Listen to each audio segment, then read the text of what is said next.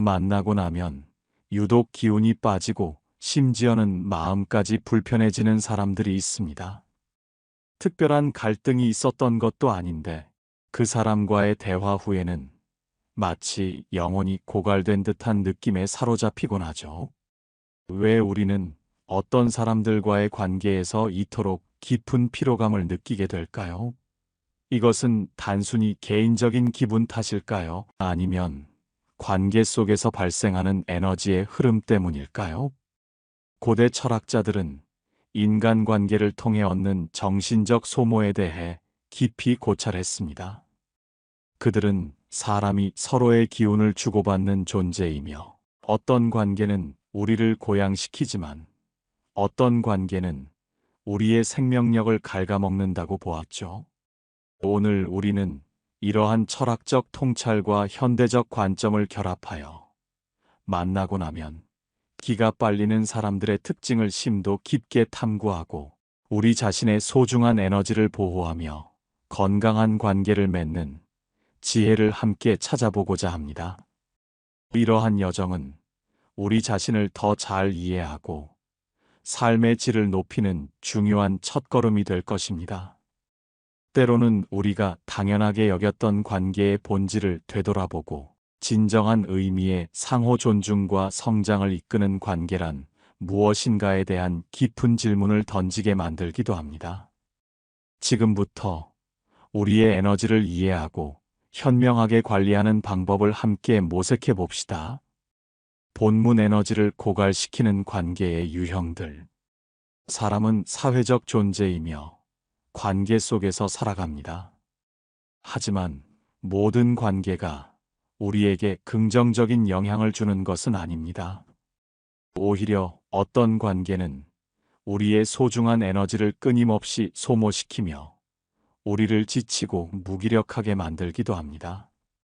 철학자 에픽테토스는 우리가 통제할 수 있는 것과 없는 것을 구분하는 것이 행복의 시작이다라고 말했습니다. 관계 속에서 우리의 에너지를 고갈시키는 이들을 이해하고 우리가 통제할 수 있는 부분에 집중하여 현명하게 대처하는 것이 중요합니다. 그렇다면 과연 어떤 유형의 사람들이 우리의 기운을 빨아들이는 것일까요? 함께 하나씩 살펴보며 깊이 공감하고 더 나은 방향을 모색해 봅시다. 이러한 관계의 유형들을 명확히 인식하는 것만으로도 우리는 이미 절반의 해결책을 찾은 것이나 다름없습니다. 왜냐하면 문제를 아는 것이 곧 해결의 첫걸음이기 때문입니다. 끊임없이 불평하고 부정적인 말만 하는 사람, 절망의 메아리. 세상을 비관적으로만 바라보며 끊임없이 불평과 짜증을 쏟아내는 사람들이 있습니다. 날씨가 덥다고 투덜거리고 일이 힘들다고 한탄하며 주변 사람들을 험담하는 것이 이들의 일상이죠. 마치 온 세상의 부정적인 기운을 혼자 짊어진 듯한 모습입니다. 처음에는 이들의 이야기에 공감하며 위로해 주려 하지만 시간이 지날수록 나 자신마저 부정적인 감정에 휩싸이게 됩니다. 긍정적인 기운으로 가득했던 사람도 이들과 함께 있으면 쉽게 지치고 피로해지는 것을 느낄 수 있습니다. 이들은 자신의 불만을 해소하려 할 뿐, 정작 문제를 해결하려는 노력은 하지 않고 같은 불평을 반복합니다. 마치 밑 빠진 독에 물 붓기처럼 아무리 위로와 공감을 주어도 채워지지 않는 절망감만 안겨주는 경우가 많습니다. 결국 듣는 사람만 답답해지고 알게 모르게 기운이 빠져버리게 되는 것이죠. 고대 철학자 세네카는 부정적인 사람과 오래 함께하는 것은 독을 조금씩 마시는 것과 같다고 경고했습니다. 부정적인 기운은 서서히 스며들어 우리의 감정을 지치게 만들고 삶의 활력을 앗아갑니다. 심지어 이러한 부정성은 전염성이 강해 우리의 사고방식까지 비관적으로 물들일 수 있습니다. 이런 사람들에게 현명하게 대처하는 지혜, 그들의 부정적인 감정에 완전히 동화되지 않는 것이 중요합니다. 적당한 선에서 공감은 하되 그들의 절망에 함께 빠져들지 않도록 주의해야 합니다. 때로는 그렇구나 정도로 반응하며 대화의 주도권을 넘겨주지 않는 것이 현명합니다. 가능한 한 화제를 돌리거나 긍정적인 방향으로 대화를 유도하는 연습이 필요합니다. 예를 들어, 그렇구나. 그런데 오늘 좋았던 일도 있었어? 혹시 너를 즐겁게 한 작은 일이라도 없었니? 라고 질문을 던져 상대의 부정적인 사고 흐름을 전환하려는 시도를 해볼 수 있습니다. 당신의 에너지는 당신의 것이며 다른 이의 부정적인 감정으로 인해 소모되어서는 안 됩니다. 명심하십시오. 당신은 그들의 감정적 부담을 짊어질 의무가 없습니다. 늘 자신이 피해자라고 주장하는 사람, 연민의 덫. 어떤 일이든 자신이 가장 힘든 상황에 처해 있고 늘 손해만 보는 사람처럼 이야기하는 이들이 있습니다. 나는 항상 손해만 봐. 사람들이 나를 이해하지 않아. 나는 늘 운이 나빠 같은 말을 반복하며 자신을 영원한 피해자로 설정하죠.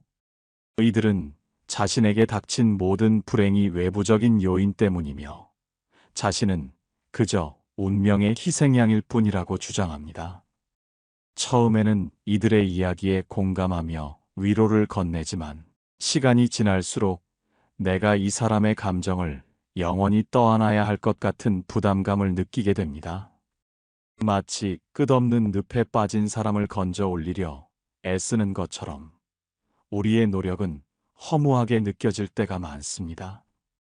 이런 사람들은 자신의 책임을 회피하고 문제가 생길 때마다 주변 사람들에게 감정적으로 기대려고 합니다. 그러면서 상대가 충분히 공감해주지 않거나 관심을 보이지 않으면 서운해하고 나중에는 상대를 원망하기까지 합니다.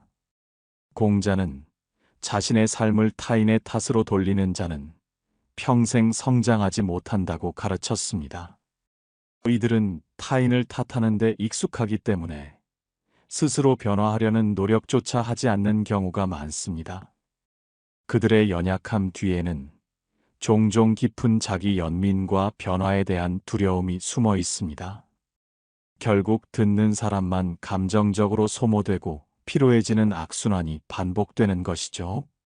우리의 연민이 그들의 성장을 가로막는 요소가 되어서는 안 됩니다.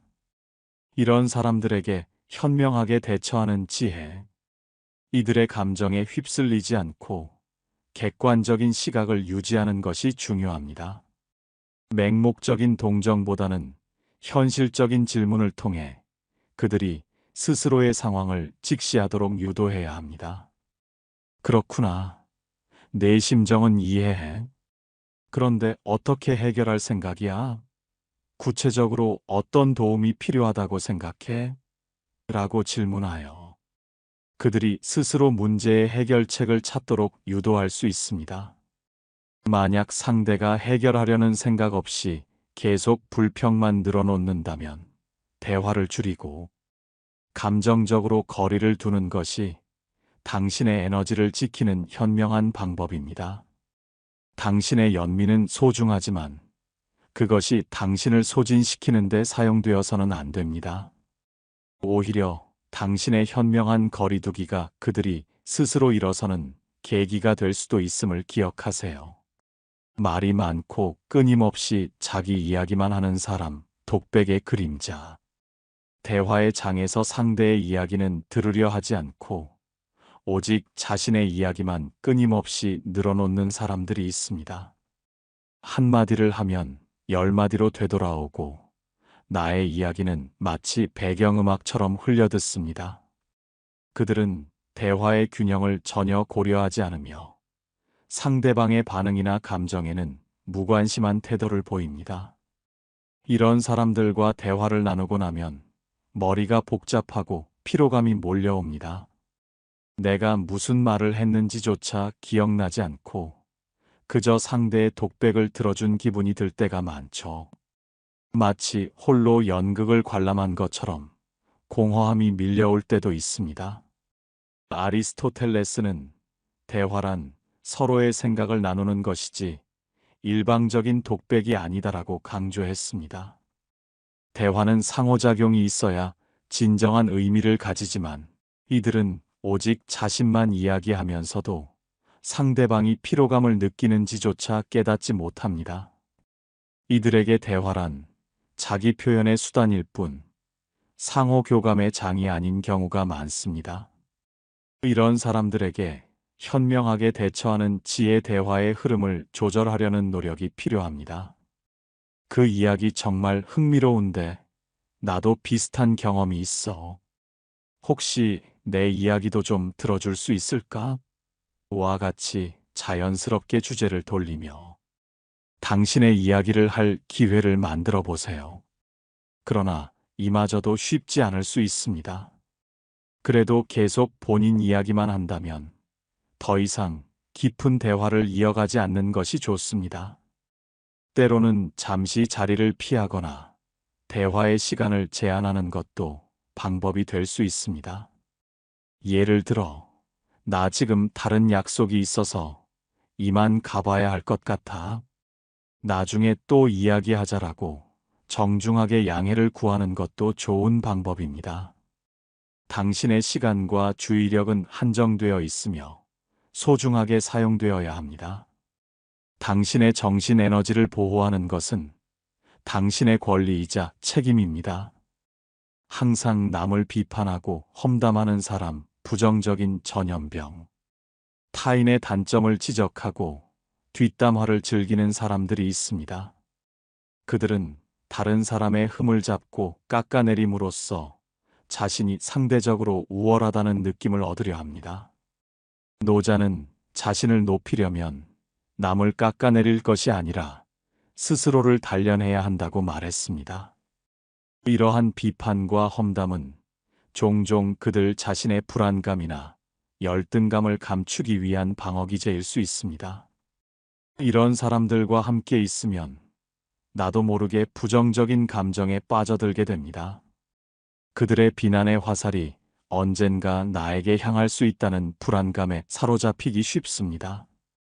또한 험담은 듣는 이의 마음에도 독을 심어 타인에 대한 불신과 의심을 키우게 만듭니다. 당신이 그들과 함께 타인을 험담하는 순간, 당신 역시 그 부정적인 에너지의 일부가 되는 것입니다. 이런 사람들에게 현명하게 대처하는 지혜 험담이 시작되면 그런 이야기는 그만하자라거나 나는 남의 이야기는 잘하지 않아라며 단호하게 선을 긋는 것이 매우 중요합니다. 나도 모르게 그들의 부정적인 대화에 동조하지 않도록 각별히 주의해야 합니다. 때로는 대화의 주제를 바꾸거나 자리를 뜨는 것도 효과적인 방법입니다. 당신의 입에서 나오는 말과 당신의 귀로 듣는 말은 당신의 정신 건강에 직접적인 영향을 미칩니다. 긍정적이고 건설적인 대화를 선택하세요. 당신의 시간과 에너지를 타인을 비난하는데 낭비하지 마십시오. 감정 기복이 심하고 예측할 수 없는 사람, 감정의 롤러코스터. 어떤 날은 세상에서 가장 다정한 사람이었다가 어떤 날은 차갑게 돌아서는 사람들이 있습니다. 이들은 마치 스위치를 켜고 끄듯이 감정을 순식간에 전환하며 주변 사람들을 당혹스럽게 만듭니다. 같은 대화를 나눠도 어떤 날은 웃으며 받아들이고 어떤 날은 이유 없이 기분이 나빠져 있는 모습을 보이죠. 이런 사람과 가까이 지내면 우리는 끊임없이 상대의 기분을 살피며 조심해야 합니다.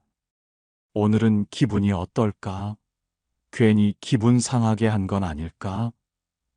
왜 갑자기 태도가 달라진 거지? 와 같은 질문들이 머릿속을 맴돌게 됩니다. 그들의 감정에 맞춰주다 보면 나도 모르게 정신적으로 지치고 피로감이 쌓입니다. 우리는 그들의 불안정한 감정 속에서 길을 잃고 자신의 감정조차 제대로 돌보지 못하게 됩니다. 처음에는 이해하려고 노력하고 배려하면 관계가 편해질 것이라 생각하지만 결국은 그들의 감정에 휘둘리는 관계가 되고 맙니다. 에픽테토스는 타인의 감정에 휘둘리는 순간 우리는 스스로를 잃게 된다고 경고했습니다. 이들은 감정을 조절하지 못하고 자신이 힘든 순간이면 주변 사람에게 그대로 쏟아냅니다. 기분이 좋을 때는 다정하지만 기분이 나쁘면 쉽게 짜증을 내고 화를 내며 심지어 주변 사람에게 상처 주는 말을 하기도 합니다. 이들과 함께 있다 보면 늘 감정적인 롤러코스터를 타는 기분이 들고 결국 상대의 감정이 나의 감정을 지배하는 상황이 됩니다. 그러면 나는 점점 더 기운이 빠지고 피로해지게 되는 것이죠. 당신의 평온함은 타인의 감정 상태에 달려있지 않습니다. 이런 사람들에게 현명하게 대처하는 지혜, 감정적으로 거리를 두는 것이 무엇보다 중요합니다. 그들의 감정이 당신의 감정을 지배하지 않도록 분명한 선을 긋는 연습이 필요합니다. 상대가 기분이 좋을 때는 함께 어울려도 괜찮지만 기분이 나쁠 때까지 맞춰줄 필요는 없습니다. 오늘 기분이 안 좋은가 보네. 나는 괜찮으니까 내 마음이 좀 가라앉으면 이야기하자 정도로 넘기고 감정적으로 깊이 개입하지 않는 것이 현명합니다. 상대의 감정 기복을 당신이 해결해 주려 하거나 바꿀 수 있다고 착각하지 마세요. 아리스토텔레스는 지혜로운 사람은 감정을 다스릴 줄 알지만 타인의 감정에 휘둘리지는 않는다고 했습니다. 그들의 감정을 이해하려 노력할 수는 있지만 그 감정에 당신이 끌려다닐 필요는 없습니다. 건강한 관계는 서로의 감정을 존중하는 것이지 일방적으로 감정을 감당하는 것이 아니기 때문입니다. 당신의 정신 건강을 지키는 것이 가장 우선순위임을 잊지 마세요. 끊임없이 부탁하고 의존하는 사람 부담의 짐. 이것 좀 도와줄 수 있어? 내가 해주면 더 잘 될 것 같아와 같은 말로 시작되는 관계가 있습니다. 처음에는 사소한 부탁으로 시작되지만 한두 번 들어주다 보면 어느새 더 많은 것을 요구하게 되고 어느 순간 상대의 문제까지 당신이 해결해야 하는 상황이 됩니다. 이들은 자신의 문제를 스스로 해결하려 하지 않고 주변 사람들에게 의존하는 경향이 강합니다. 작은 일부터 큰 일까지 타인의 도움을 받는 것이 습관이 되어 있으며 필요할 때마다 도움을 요청하지만 정작 본인은 성장하려는 노력은 하지 않습니다. 나 이거 잘 못하는데 내가 해줄 수 있어? 너는 잘하니까 부탁할게. 한 번만 도와줘. 다음에는 내가 할게라고 말하지만 다음에도 결국 같은 상황이 반복되곤 하죠. 그리고 거절하면 미안함과 죄책감을 느끼게 만듭니다. 그렇게 어려운 일도 아닌데 왜 안 해줘? 나 정말 힘든데 너만 도와주면 해결될 것 같아. 와 같은 말을 하며 당신을 감정적으로 압박하기도 합니다. 칸트는 자신의 삶을 스스로 책임지는 사람이야말로 진정한 자유인이다라고 말했습니다. 자립하지 않는 사람은 결국 스스로의 삶을 통제할 수 없게 되며 그런 사람과 가까이 지내면 당신 역시 점점 피곤해지고 결국은 이용당하는 관계가 될 가능성이 큽니다. 당신의 친절함이 그들의 자립심을 훼손하는 도구가 되어서는 안 됩니다. 이런 사람들에게 현명하게 대처하는 지혜, 단호하게 선을 긋는 것이 무엇보다 중요합니다. 부탁을 들어주는 것은 좋지만 이건 내가 직접 해보는 게 좋을 것 같아. 나는 내가 스스로 해낼 수 있다고 믿어라고 돌려주는 연습이 필요합니다. 상대가 부탁을 반복할 경우 내가 계속 도와줄 수는 없어.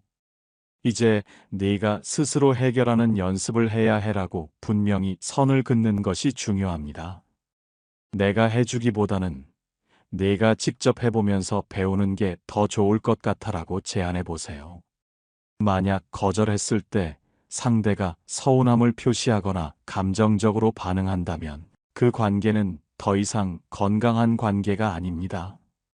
상대가 미안함을 유도하거나 죄책감을 느끼게 만들더라도 그 감정에 휘둘릴 필요는 없습니다. 니체는 너무 친절하면 결국 타인의 짐을 대신 짊어지게 된다고 경고했습니다. 당신의 시간과 에너지도 소중하며 누군가를 돕는 것은 중요하지만 그 도움이 당신의 부담이 되어서는 안 됩니다. 도움을 주되 계속해서 의존하게 만들지 않는 것이 가장 건강한 방법입니다.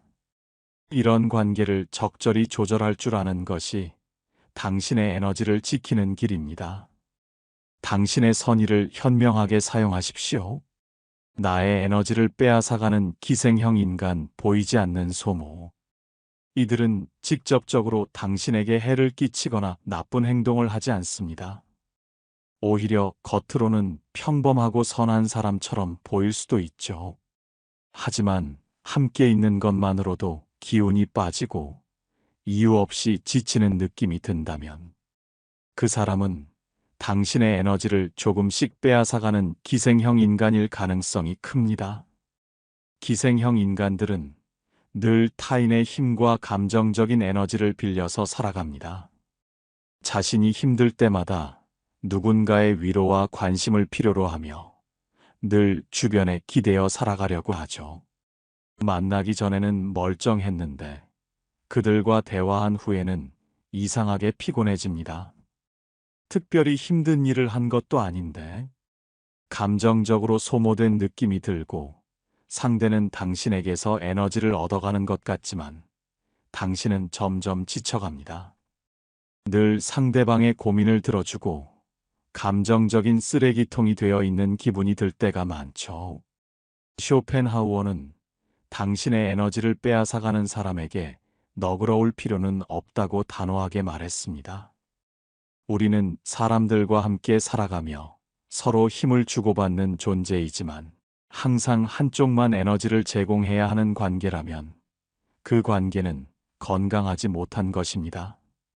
기생형 인간의 특징은 다음과 같습니다. 그들은 항상 감정적으로 의존하려 합니다. 나 너무 힘들어. 너밖에 없어서 말하는 거야와 같이 말하며 늘 누군가에게 자신의 힘듦을 털어놓고 감정적인 부담을 줍니다. 또한 늘 위로와 관심을 필요로 하며 힘들 때마다 당신을 찾지만 정작 당신이 필요할 때는 아무런 도움이 되지 않는 경우가 많습니다. 본인의 불안과 스트레스를 해소하기 위해 타인의 감정과 에너지를 흡수하려 하며 항상 문제를 안고 살아가지만 해결하려는 노력은 하지 않습니다. 상대가 피곤해하면 섭섭함을 느끼고 왜 내가 날 이해해주지 못해? 난 이렇게 힘든데. 내가 외면하면 난 정말 힘들어와 같이 감정적으로 압박하며 당신을 떠나지 못하게 만들기도 합니다. 이들은 상대가 감정적으로 거리를 두려하면 마치 자신이 피해자인 것처럼 행동하며 죄책감을 느끼게 만들기도 하죠. 그러다 보니 우리는 쉽게 이 관계에서 벗어나지 못하게 됩니다. 이러한 패턴을 인식하는 것이 중요합니다. 이런 사람들에게 현명하게 대처하는 지혜, 단호하게 선을 긋고 감정적으로 거리를 두는 것이 당신을 위한 최선의 방법입니다. 처음에는 공감해주고 도와줄 수 있지만 모든 문제를 당신이 해결해 줄 필요는 없습니다. 상대가 너무 감정적으로 의존하려 한다면 이 문제는 내가 해결해야 할 부분이야. 나는 내가 스스로 이겨낼 수 있다고 믿어라고 분명하게 선을 긋는 것이 중요합니다. 나도 요즘 너무 바빠서 힘들어. 너무 자주 이런 이야기를 듣다 보니 나도 지치는 것 같아와 같이 당신이 감정적으로 부담을 느끼고 있다는 것을 솔직하게 표현하세요. 필요할 때만 도와주되 너무 깊은 관계로 나아가지 않도록 조절해야 합니다. 니체는 타인의 감정을 지나치게 받아들이면 결국 내 감정은 사라지게 된다고 했습니다. 결국 중요한 것은 당신의 감정을 지키는 것입니다.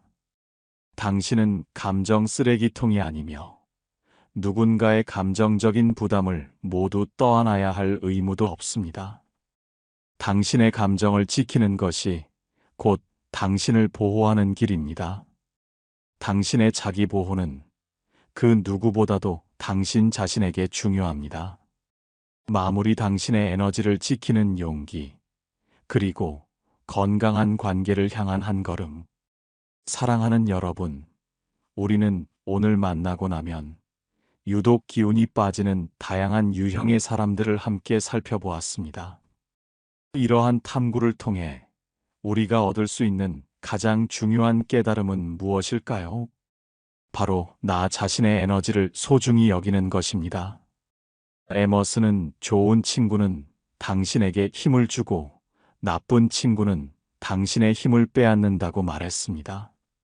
사람을 만난 후 스스로에게 솔직하게 질문해 보세요.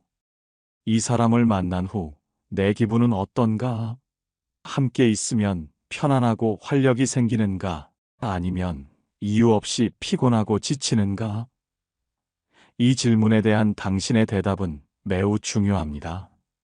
누군가와의 관계가 당신을 점점 지치게 만든다면 그 관계를 다시 한번 돌아보고 진지하게 고민할 필요가 있습니다. 모든 사람을 당신의 곁에 둘 필요는 없습니다. 당신의 에너지를 지키는 것이 곧 당신을 보호하는 길이며 이것은 이기적인 행동이 아니라 자기 존중의 표현입니다. 무조건적인 희생이나 이해만이 관계의 미덕은 아닙니다. 건강한 거리두기와 현명한 관계 맺음이 때로는 더 큰 사랑과 지혜를 보여주는 방식이 될 수 있습니다. 당신의 감정과 에너지는 누구도 함부로 빼앗아 갈 수 없는 당신만의 소중한 자산입니다. 타인을 배려하는 것도 물론 중요하지만 그 배려가 당신을 희생시키는 관계가 되어서는 안 됩니다. 니체는 스스로를 지키는 것이 곧 최고의 지혜이다라고 강조했습니다. 당신이 소중히 해야 할 것은 바로 당신 자신의 감정과 에너지입니다. 당신의 행복과 평온은 그 누구보다도 당신 자신에게 달려 있음을 명심해야 합니다.